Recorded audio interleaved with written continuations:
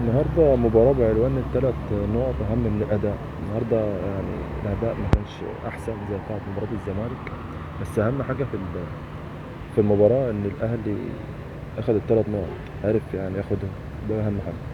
تاني حاجة عموما في النهارده في التشكيل، مارس الكرة طبعا ريح لعيبة كتير قوي بسبب الإجهاد، غير إن الإجهاد داخل على بطولة قوية كأس العالم. هو هيسافر بعد المباراة دي هي تقريبا، يعني بعدها بيومين كده هيمشي عشان يستعد في المغرب لمباراة كأس العالم.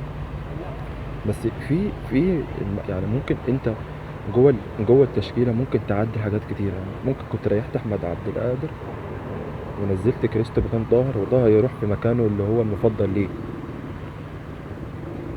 وتلعب تشكيلتك عادي. ليه ثلاثة في خط النص؟ يعني ليه ثلاثة في خط النص؟ ليه ديانج وحمدي فتحي ومروان؟ ليه؟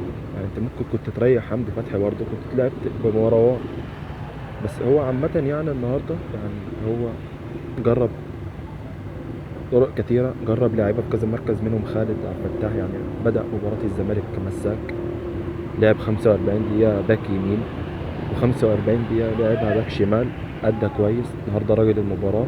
جرب عمرو السولية، جرب بيرسيتاو، محمد شريف بيواصل التهديف للمباراة التانية، بيديله الثقة، بيديله مباريات وقت زيادة. ده جيد جدا. اهم حاجه في كل ده هو طبعا ان الاهلي اخذ الثلاث نقط، متربع على الصداره لوحده منفردا.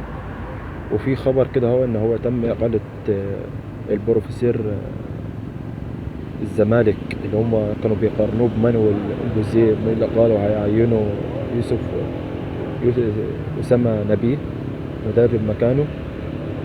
الاهلي خلاص غلق، قفل قفل قفل قفل الدوري، وبيستعد بقوه لمباراه كاس العالم، والقادم احسن باذن الله.